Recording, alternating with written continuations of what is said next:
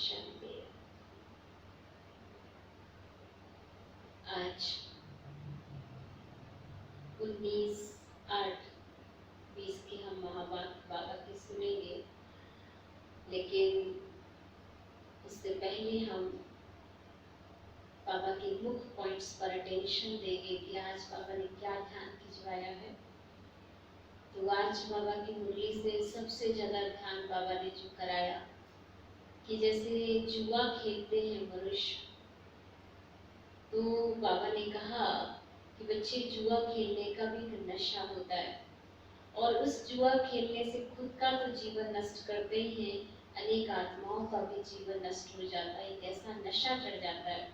हम सब जानते ही हैं कि पांडवों और कौरवों के बीच जो एक बहुत बड़ा युद्ध शुरू हुआ, उसके पीछे कहीं ना कहीं ये जुआ ही था। तो इस कारण से कितनी सारी चीजों की परिस्थितियों का सामना करना पड़ा। तो बाबा कहते हैं ऐसे खेल बच्चों को शोभा नहीं देते, या जो भी करते हैं उनको भी ये सब चीजें करना नहीं चाहिए। तो इस पर भी ध्यान दिया।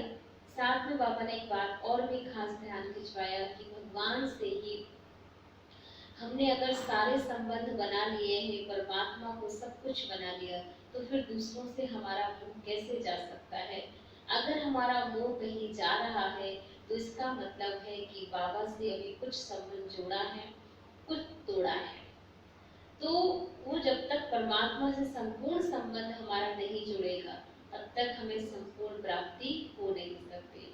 इसलिए अगर एक भगवान ही हमारा सर्व संबंधों से सब कुछ है, तो सबसे बुद्धि का योग हटा करके एक बाबा से ही बुद्धि योग लगाना है, बाबा को संसार बनाना है। और वह प्रेम भी परमात्मा से इतना जबरदस्त होना चाहिए कि वो प्रेम संसार की समस्त समस्याओं को स्वतः ही खत्म कर देगा। हमें पता ही नहीं चलेगा कब विघ्न आए, कब चले गए, कब परिस्थितियां आई और चली गई। तो इन सब चीजों से मुक्त होने के लिए खास विधि बाबा ने ध्यान खिंचवाई कि परमात्मा से ही अपना मोह रखना है, संबंध रखना है, और जहाँ संबंध है वहाँ मोह अपने आप ही चलता है, खिंचता है, और वो निभाने के लिए भी हम हमेशा तत्पर रहते हैं। तो सुनते हैं फिर आगे के इशारे बाबा और भी हमें क्या क्या इशारे देने वाले हैं। तो आज प्यारे बाबा ने आगे सुनाया। बाबा बोले, मीठे बच्चे अभी तुम्हारी सुनवाई हुई है। आखिर वह दिन आ गया जब तुम उत्तम से उत्तम पुरुष इन पुरुषोत्तम संगम युग पर बन रहे हो। प्रश्न है, हार और जीत से संबंधित कौन सा एक ऐसा भ्रष्ट कर्म है जो मनुष्य को दुखी करता है? उत्तर है जुआ। जो कि अभी बताया, बहुत मनुष्यों में जुआ खेलने की आदत होती है। ये भ्रष्ट कर्म है, क्योंकि हारने से दुख, जीतने से खुशी होगी। तो बच्चों को बाप का फरमान है, बच्चे दैवी कर्म करो।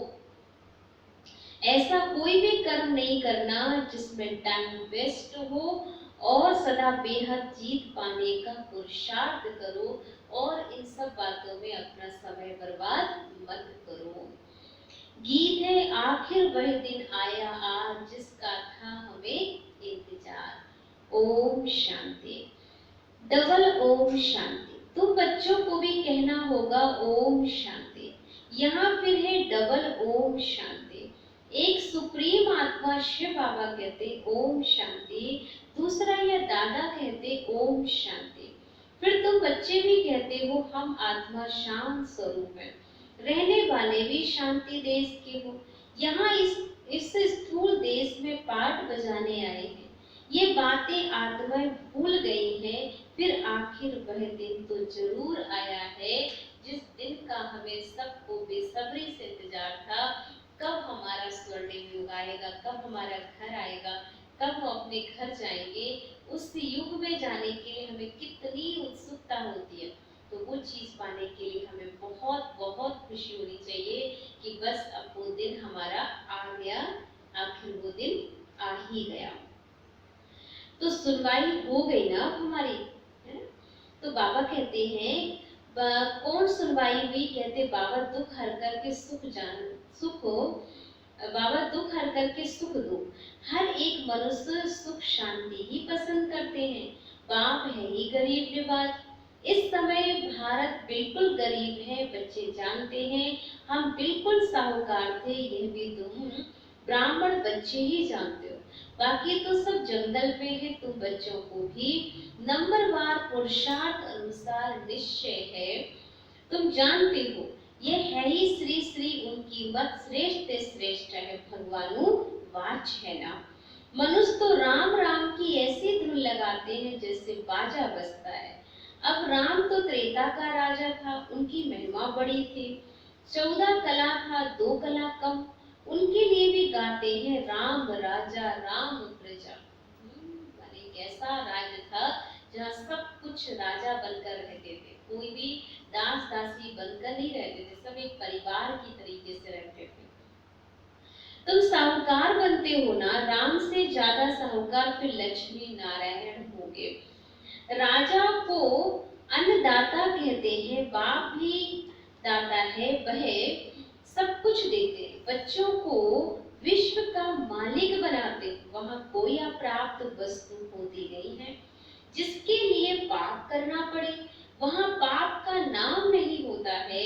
आधा कल्प है दैवी राज, फिर आधा कल्प है आसुरी राज। असुर अर्थात जिनमें देह अभिमान है, 5 विकार है। अभी तुम आए हो खिवैया अथवा बागवान के पास।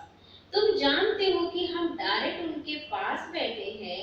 तुम बच्चे भी बैठे बैठे भूल जाते हो। भगवान जो फरमाते हैं वह मानना चाहिए ना। पहले तो ये श्रीमत देते हैं श्रेष्ठ श्रेष्ठ बनाने के लिए, तो उनकी मत पर भी चलना चाहिए ना।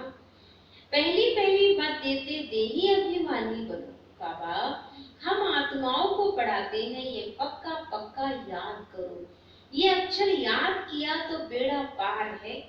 बच्चों को समझाया है तुम ही 84 जन्म लेते हो, तुम ही तमो प्रधान से सतो प्रधान बनते हो। ये दुनिया तो पतित दुखी है। स्वर्ग को कहा जाता है सुख धाम, बच्चे जानते हैं। शिव बाबा भगवान हमको पढ़ाते हैं, उनके हम स्टूडेंट हैं। वह बाप भी है, टीचर भी है, तो पढ़ना भी अच्छी रीति चाहिए। दैवी कर्म भी करना चाहिए, कोई भ्रष्ट कर्म नहीं करना चाहिए। भ्रष्ट कर्म में जुआ भी आ जाता है, इसलिए अगर ये जुआ खेलने की आदत है तो ये भी एक तरीके से बहुत बड़ा भ्रष्ट कर्म है। तो कर्म धर्म भ्रष्ट कर्म भ्रष्ट जुआ भी आ जाता है, यह भी दुख देते हैं। हारा तो दुख होगा, जीता तो खुशी होगी। अभी तुम बच्चों ने माया से बेहद की हार खाई है। ये है ही बेहद के हार और जीत का खेल। 5 विकारों रूपी रावण से हारे हार है, उन पर जीत पानी है। माया ते हारे हार है, अब तो बच्चों को जीत होनी ही है। अब तुमको भी जुआ आदि सब छोड़ देना चाहिए। अब बेहद की जीत पाने पर पूरा पूरा अटेंशन देना चाहिए। कोई भी ऐसा कर्म नहीं करना है, टाइम वेस्ट नहीं करना है कि बेहद की जीत पाने के लिए पुरुषार्थ करना है। कराने वाला बाप समर्थ है, वह सर्वशक्तिमान है, ये भी समझाया है। सिर्फ बाप सर्वशक्तिमान है नहीं, रावण भी तो सर्वशक्तिमान है, वो भी कोई कम नहीं है। क्योंकि आधा कल्प से राज रावण का भी चला है, और इस समय संख्या में भी अगर देखें तो रावण की संख्या भी सबसे ज्यादा है। संख्या में 33 करोड़ तो देवी देवताओं का ही गायन है, लेकिन इस समय जो है 700 करोड़ से भी ऊपर जो है रावण की संख्या भी है। तो उसको भान तो हो गई ही। आधा कल्प रावण राज है, आधा कल्प राम राज चलता है। अभी तुम रावण पर जीत पाते हो, अब वह हद की बातें छोड़ बेहद में लग जाना चाहिए। खेवैया आया है, आखिर वह दिन आया तो है ना, पुकार की सुनवाई होती है। ऊंच से ऊंच बाप के पास बाप कहते हैं, बच्चे तुमने आधा कल बहुत धक्के खाए, पतित बने हो। पावन भारत शिवालय था, तुम शिवालय में रहते थे। अभी तुम वैश्यालय में हो। तुम शिवालय में रहने वालों को पूछते हो, यहाँ अनेक धर्मों का कितना घमसान है। बाप कहते हैं इन सबको मैं खलास कर देता हूँ, सबका विनाश होना है और धर्म स्थापक विनाश नहीं करते। वह सदगति देने वाले गुरु भी नहीं है, सदगति ज्ञान से ही होती है। सर्व का सदगति दाता ज्ञान का सागर ही है, जो ही संसार को देखा जाए तो स्थापक भी बनता है और इस दुनिया का विनाश कराने के निमित्त भी बनता है। ये अक्षर अच्छी रीति बाबा कहते पक्के कर लेना चाहिए कि ज्ञान का सागर, मुक्ति जीवन मुक्ति दाता कोई मनुष्य, कोई धर्म स्थापक नहीं हो सकते हैं। ये सिर्फ एक परम पिता परमात्मा को ही कहा जा सकता है। नोट करो, बहुत है जो यहाँ सुनकर बाहर गए तो यहाँ की यहाँ रह जाती है। जैसे गर्भ जेल में कहते हैं ना, हम पाप नहीं करेंगे, बाहर निकले बस वहां की वहां रहे। थोड़ा बड़ा हुआ पाप करने लग पड़ते हैं, काम कटारी चलाते हैं। सतयुग में तो गर्भ महल रहता है। बाबा कहते ये तो गर्भ जेल है और सतयुग है गर्भ महल है। तो बाप बैठ समझाते, आखिर वह दिन आया आज। कौन सा दिन आया? पुरुषोत्तम संगम युग का, जिसका कोई को भी पता नहीं है। बच्चे फील करते हैं हम पुरुषोत्तम बनते हैं, उत्तम से उत्तम पुरुष हम ही थे। श्रेष्ठ श्रेष्ठ धर्म था, कर्म भी श्रेष्ठ श्रेष्ठ थे। रावण राज ही नहीं होता। आखिरी वह दिन आया जो बाप आया है ना पढ़ाने, वही पतित पावन है। तो ऐसे बाप की श्रीमत पर चलना चाहिए जो हमें पावन बना दे। अभी यह है कलयुग का अंत, थोड़ा टाइम भी चाहिए ना। पावन बनने के लिए 60 वर्ष के बाद वानप्रस्थ कहते हैं। 60 तो लगी लाट होती है ना। अभी तो देखो 80 वर्ष वाले भी विकारों को छोड़ते नहीं है। बाबा कहते मैं इनकी वानप्रस्थ अवस्था में प्रवेश कर इनको समझाता हूँ। आत्मा ही पवित्र बन पार जाती है, आत्मा ही उड़ती है। अभी आत्मा के पंख कटे हैं, उड़ नहीं सकते। रावण ने पंख काट दिए, पतित बन गए हैं। कोई एक भी वापस जा ना सके। पहले तो सुप्रीम बाप को जाना चाहिए। जब तक सुप्रीम बाप नहीं जाएगा तब तक हम बच्चे तो वापस जा नहीं सकते, क्योंकि हम तो सब बराती हैं, बाबा के संग घराती साथी सब हैं, लेकिन पहला नंबर दूल्हा शिव बाबा है। जब वो आगे आगे चलेगा और हम बच्चे सारे बाबा के पीछे पीछे चलेंगे। इसलिए शिव की बारात कहते हैं ना, शंकर की बारात होती नहीं है, बाप के पिछाड़ी हम सब बच्चे जाते हैं। बाबा आया हुआ है लेने के लिए, शरीर सहित तो नहीं ले जाएंगे ना। आत्मा सब पतित हैं, जब तक पवित्र ना बने तब तक वापिस जा ना सके। प्यूरिटी थी तो पीस प्रॉस्पेरिटी थी, सिर्फ तुम अभी आदि सनातन देवी देवता धर्म वाले ही थे। अभी और सब धर्म वाले हैं, रिटिज्म है नहीं। इनको कल्प वृक्ष कहा जाता है। बड़ के झाड़ से इनकी भेंट की जाती है, धुर है नहीं, बाकी सारा झाड़ खड़ा है। वैसे ये भी देवी देवता धर्म का फाउंडेशन है नहीं, बाकी सारा झाड़ खड़ा हुआ है। था जरूर, परंतु प्रिय लोप हो गया है, फिर रिपीट होगा। बाबा कहते हैं मैं फिर आता हूँ एक धर्म की स्थापना करने, बाकी सब धर्मों का विनाश करने के लिए आता हूँ। नहीं तो सृष्टि चक्र कैसे फिरे कहा भी जाता। वर्ल्ड की हिस्ट्री ज्योग्राफी रिपीट। अभी पुरानी दुनिया में फिर नई दुनिया को रिपीट होना है। ये पुरानी दुनिया बदलकर नई दुनिया स्थापन होगी और यही भारत नया सो फिर पुराना भी बनता है। ये भारत की विशेषता है, कोई भी चीज पहले नई होती है और फिर उसके बाद पुरानी होती है। ये परिवर्तन सृष्टि का होता ही रहता है।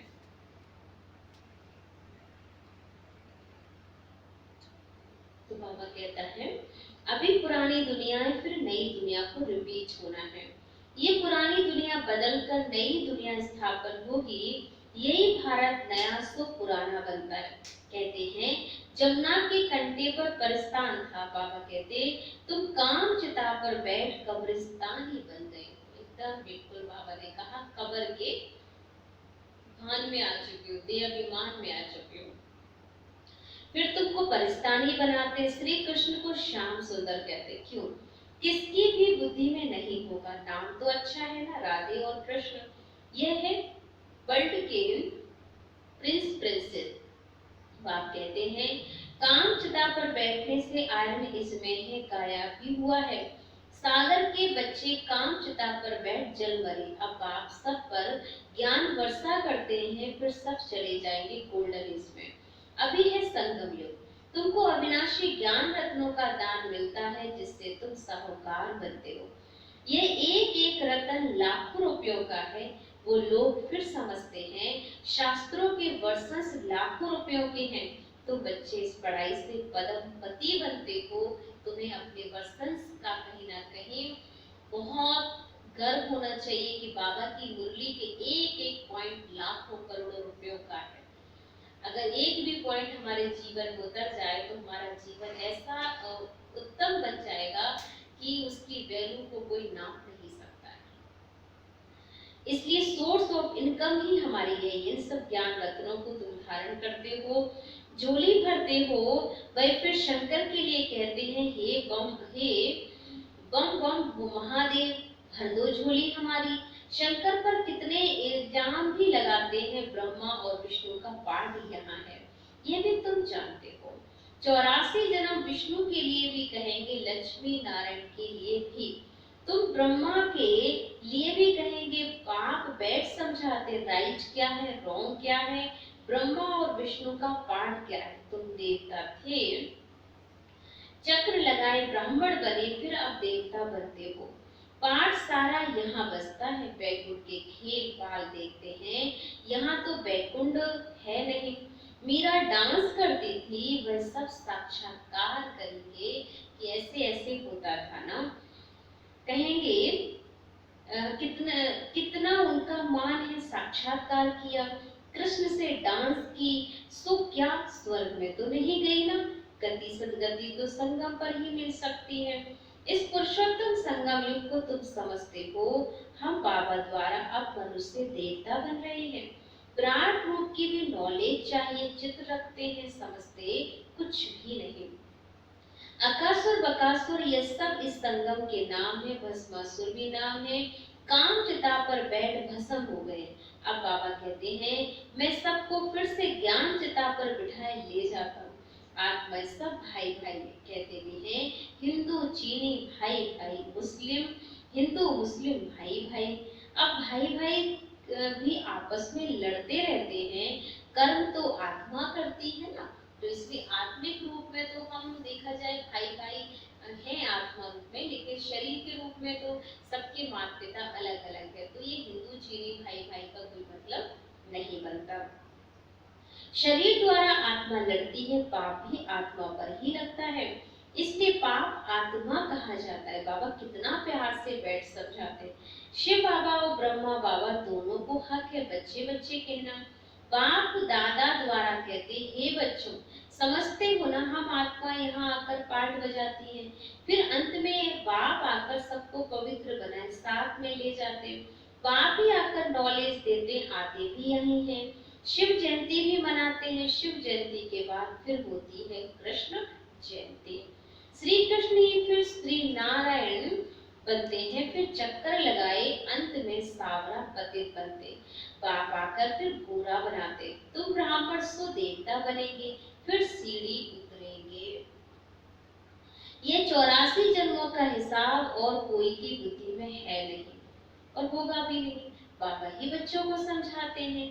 गीत भी है, गीत भी सुना, आखिरी भक्तों की सुनवाई होती है ना, बुलाते हैं कि हे भगवान आकर हमको भक्ति का फल दे दो। अब भक्ति फल नहीं देती, फल भगवान देता है। तो जो हमने किया है कर्म, उसका फल हमें भगवान के द्वारा प्राप्त होता है। भक्तों को देवता बनाते, बहुत भक्ति तुमने की है, पहले पहले तुमने ही शिव की भक्ति की। जो अच्छी रीति इन बातों को समझेंगे तो फील करेंगे ये हमारे कुल का है, किसकी बुद्धि में ठहरते ही नहीं है, तो समझो भक्ति बहुत नहीं की, पीछे आया है, यहाँ भी पहले नहीं आएंगे, ये हिसाब है। जिसने बहुत भक्ति की है उनको बहुत फल मिलेगा, थोड़ी भक्ति तो थोड़ा फल। वह स्वर्ग के सुख भोग ही नहीं सकते, क्योंकि शुरू में शिव की भक्ति थोड़ी ही है। तुम्हारी बुद्धि का काम, तुम्हारी बुद्धि अब काम करती है। बाबा भिन्न भिन्न युक्तियां बहुत समझाते हैं, और ये युक्तियां यही है कि बस अब हमें घर जाना है, परमात्मा की नॉलेज से स्वर्णिम युग में हमें भी पहुंचना है, और अपना भक्ति का फल और ज्ञान का फल भी हमें सतयुग में ही प्राप्त होता है। अच्छा, मीठे मीठे सिकी नदी बच्चों प्रति माता पिता बाप दादा का याद प्यार और गुड मॉर्निंग। रूहानी बाप की रूहानी बच्चों को नमस्ते। हम रूहानी बच्चों की रूहानी बाप दादा को दिल व जान से, सिख व प्रेम से याद प्यार और गुड मॉर्निंग। नमस्ते नमस्ते नमस्ते। शुक्रिया बाबा, शुक्रिया। मेरी जिंदगी को संवारने वाले बाबा, तेरा लाख लाख शुक्रिया, शुक्रिया।